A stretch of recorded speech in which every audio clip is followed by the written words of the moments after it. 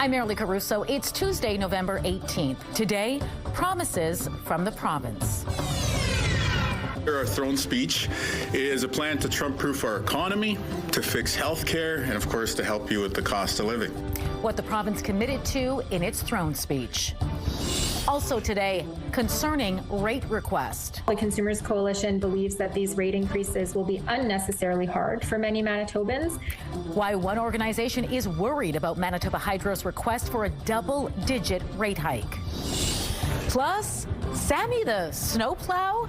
The city prepares for a new contest, how you can help give a name to Winnipeg's snowplows.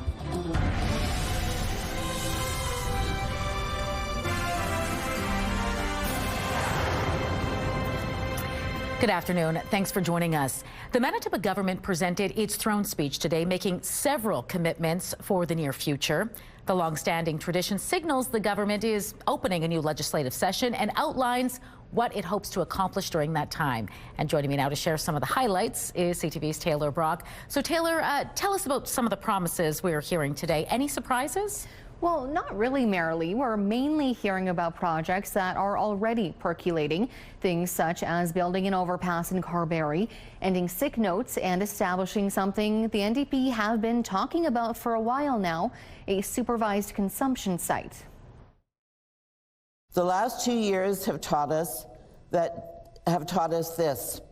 Not only can we get through difficult things by working together, but that together incredible things are possible.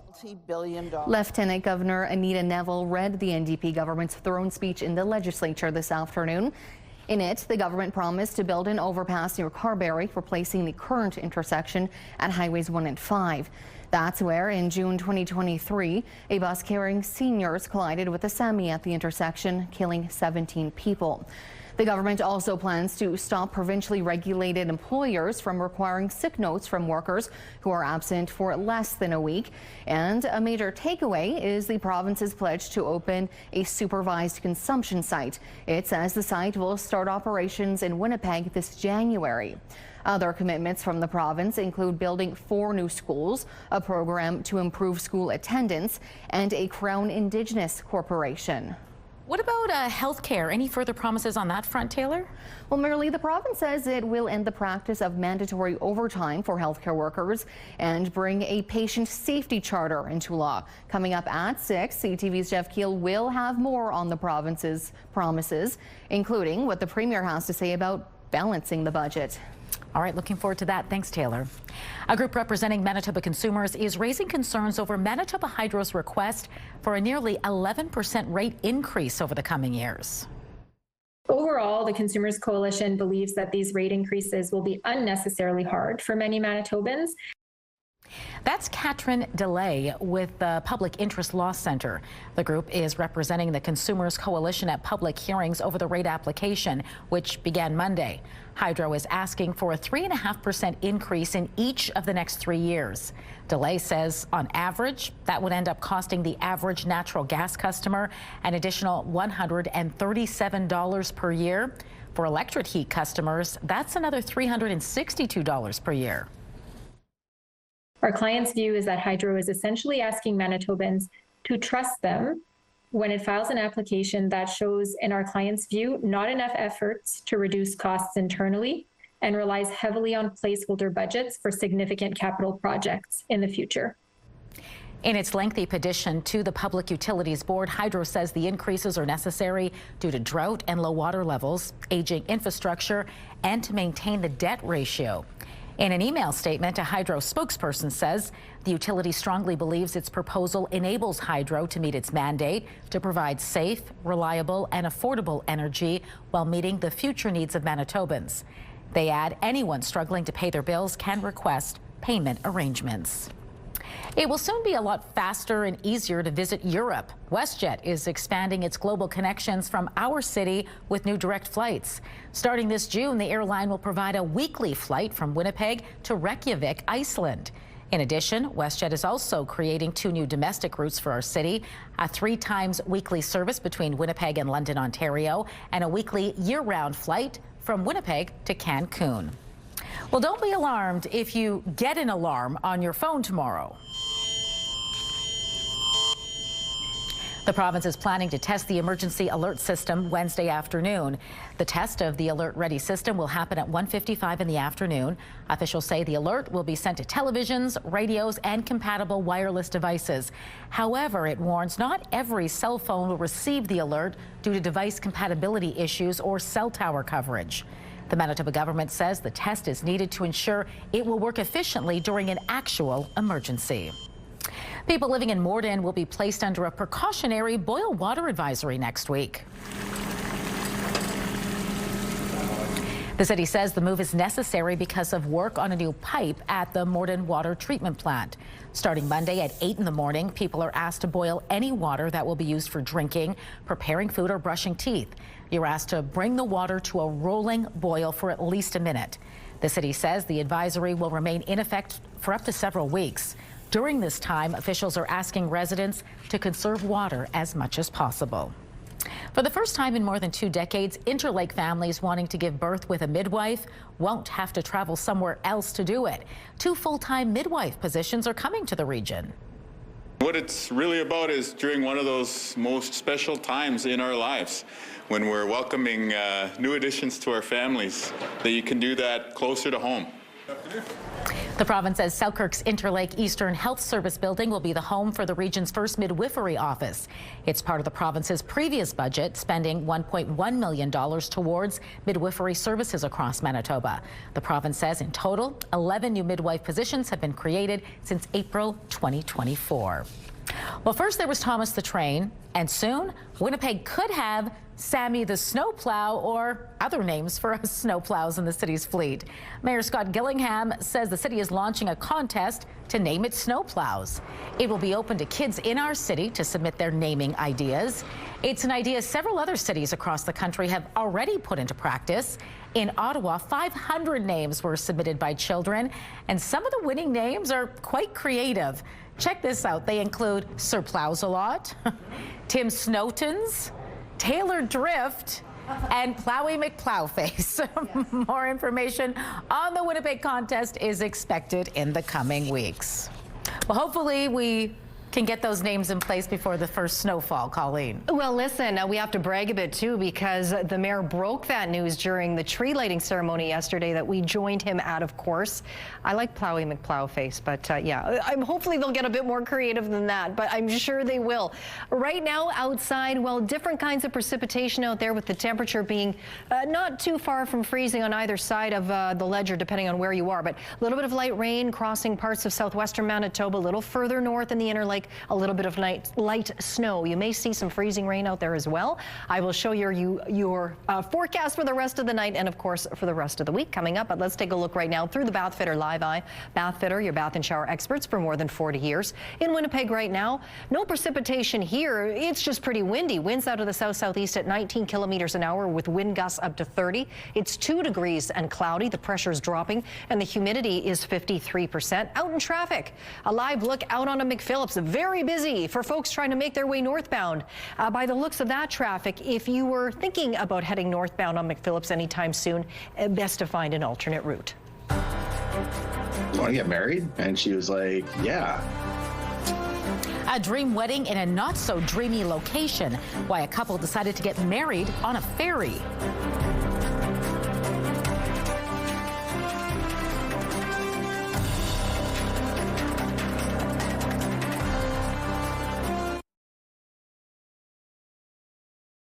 Home Depot not only missed the mark, but also cut its profit outlook for 2025.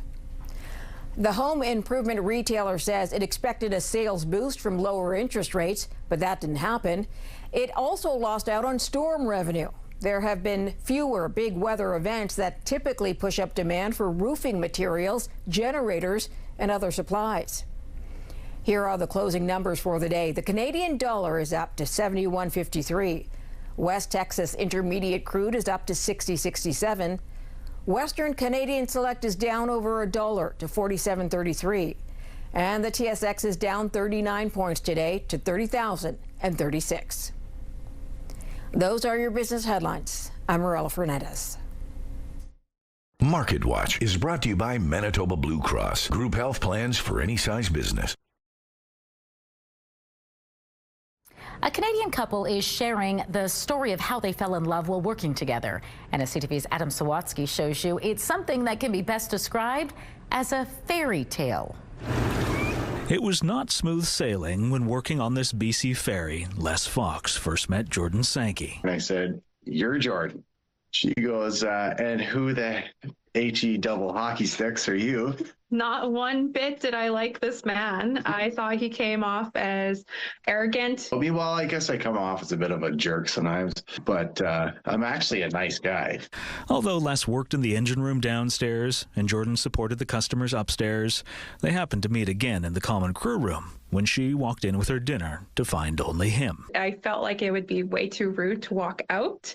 So she stayed, before their initially awkward conversation turned unexpectedly effortless. I found out she's intelligent in ways that I'm not intelligent in. That he's not actually mean, and that he's actually quite a very funny man. And for the rest of the week, they ended up spending all their dinner breaks together. I guess we've just kind of been inseparable ever since. They started seeing each other away from work, and along with having a lot of fun, inspired each other to be better people. He's just taught me so much. It's too much to even say. Over the past 2 years together, Les says he's learned to be more kind and lower that tough exterior. I can be open and truly loving with Jordan. I've never really felt like this before with anybody. So, during a recent road trip, Les says he made an impromptu proposal. And then I remember just being like, "Hey, you want to get married?" And she was like, "Yeah." That was not his idea. That was mine. No matter who asked whom, Jordan and Les both decided to vow "I do" where they first met, on board a BC ferry, surrounded by 70 members of their ferry family. You may kiss your bride. It was very overwhelming. Felt completely right. She takes care of me, and I want to take care of her. And if this fairy tale romance were to have a fairy tale moral, Jordan and Les say it's don't judge a book by its cover. Adam Sawatsky, CTV News. Days, and this old car has turned from red into rust. A country collaboration. The two bands teaming up for one big show in Winnipeg.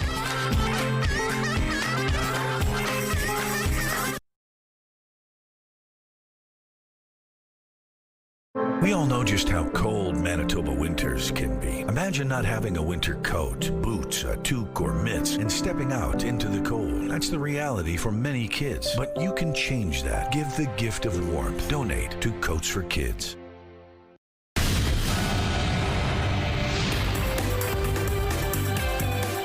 Spotlight, sponsored by the Casinos of Winnipeg. Presenting Christmas with Johnny Reed. Colleen Brady is back now for Spotlight, and two powerhouse bands are hitting the highway together, headed straight for Winnipeg. That is right, Marilee, and the tour involves a Manitoba Country Music Association Hall of Fame inductee. And this old car has turned from red into rust. The award-winning group Doc Walker from Westburn, Manitoba, and the Roadhammers have announced a cross-Canada tour next year. The Till the Wheels, well, maybe the walls too, but Till the Wheels Fall Off tour begins this January before reaching Club Region Event Center on Valentine's Day. The Juno award-winning bands are set to deliver a night filled with old-fashioned country rock energy. Ticket information is available on both bands' websites. Top bull riders from across the country will soon ride into Brandon. That's right, and it's all part of a National Cup Series by the largest bull riding league in the world.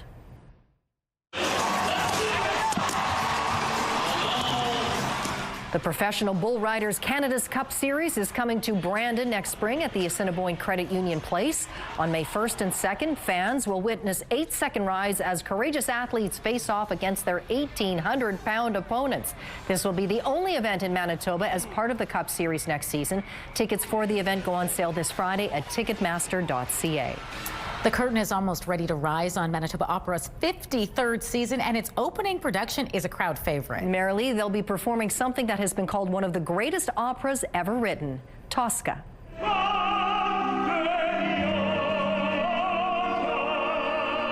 This is footage from 2010, the last time the production was performed by Manitoba Opera. Tosca is a political thriller with a story featuring lover, jealousy, and betrayal. And that story is told while featuring some breathtaking music. Now, you'll have 3 chances to see Tosca on Saturday, November 22nd, Wednesday, November 26th, and Friday, the 28th. For tickets and information, go online to mbopera.ca. An upcoming outdoor comedy festival in Winnipeg has just added new afternoon shows. But don't worry, Marilee, the weather should be significantly warmer when the event kicks off next summer.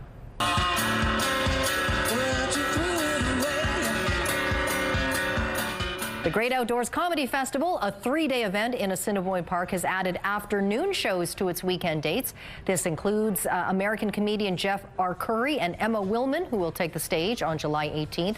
The following afternoon will include Adam Ray's Dr. Phil Live and performances from Big J. Ogerson and Donnell Rawlings. Afternoon show tickets go on sale this Friday. All right, sounds good. Thanks, Colleen. Thank you. Your primetime lineup starts at 7 with E-Talk and The Big Bang Theory. MasterChef Canada heats things up at 8 and Catch the Traders Canada at 9. Oh, and then there's more of The Pit. It all wraps things up at 10. It's all right here tonight on CTV. The CTV Primetime lineup is brought to you by Strictly Amish, exclusively in Arborg, Manitoba. Well, it's busy in a lot of places, isn't it? Particularly southbound right now, looking at the St. James Bridge. Once again, if you have an alternate bridge to cross to get into the southern part of the city, you might want to consider using that one. Right now in the city, it's 2 degrees.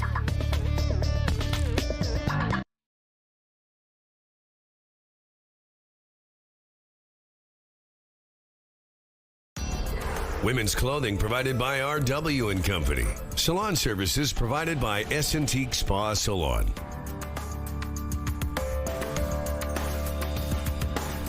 Scientists have recovered ancient molecules of RNA from a juvenile mammoth who died 40,000 years ago in Siberia. Preserved mammoth is probably the best preserved mammoth out there. This ancient RNA is giving them insight into the last moments of its life. It's by far the oldest RNA to be sequenced by scientists and was preserved by the Siberian permafrost. Researchers are now using it to reveal which of the mammoth's genes were active at the time of its death. They also believe if these methods can be applied more widely, they can study the evolution of ancient viruses.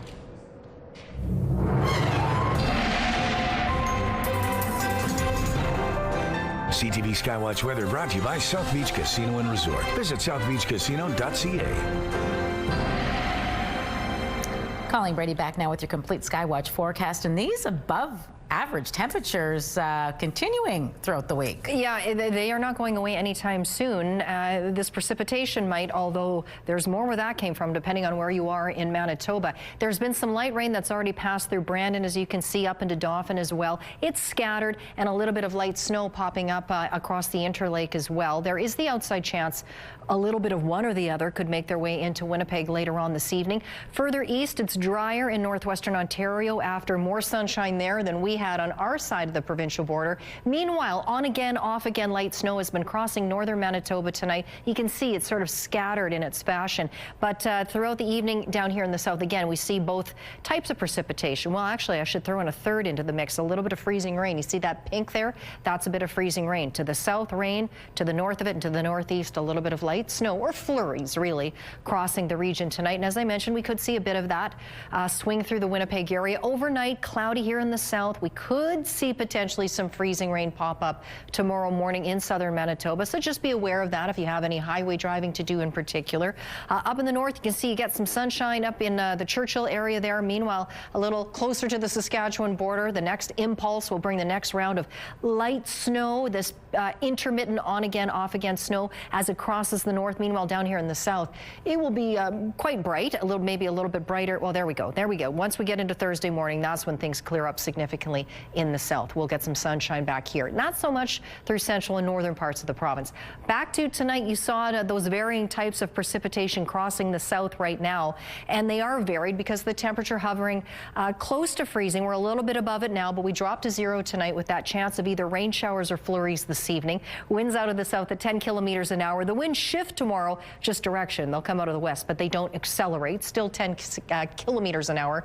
A chance of showers. Otherwise, it will be cloudy with another above average high of 5 degrees. To give you some perspective, the normal daytime high for this time of year is just -3, -2 for Winnipeg. Back into the sunshine Thursday and +3, +2 on Friday under a mix of sun and cloud. And those sky conditions will take us right through the weekend and into early next week. And so will those mild temperatures, not just the daytime highs, the overnight lows as well. Let's take a look at our weather photos. Now, this is a good time to remind folks that as the temperature's starting to get closer to freezing, the lakes and rivers are starting to freeze up. That's what we're seeing here along the Whitemouth River. That photo is from Connie. But you can see there's still a lot of open water, so stay away from those waterways if you can. Let's look at our next photo. This will show you how the ice is starting to form out along Lake Winnipeg there. That photo is up at Hecla Grindstone Provincial Park. It was taken by Cheryl. Send us your weather photos to winnipegweather@ctv.ca.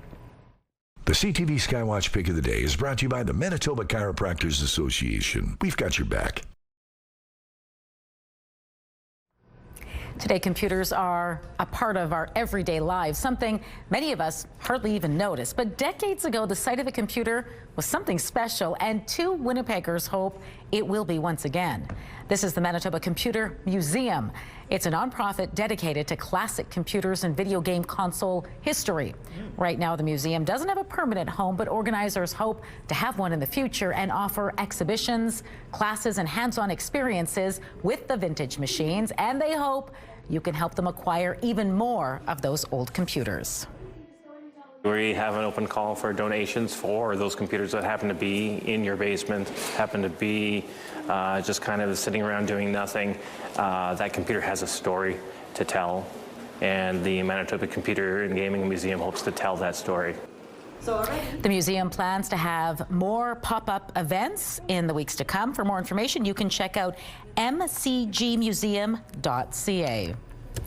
I remember all those well. Yes, I remember. Do you remember your one friend who would have the computer and you begged to come over and play it? I remember junior high learning to type on one of those. We used to Super Key was the program. Yeah. Kids today, just listen to this. We used to have typing classes. Yes. ASDF, JKL semicolon. Very good. That's right. All right, that does it for us this hour, but don't go far. We'll be back at 6 with more local news. Hope to see you then.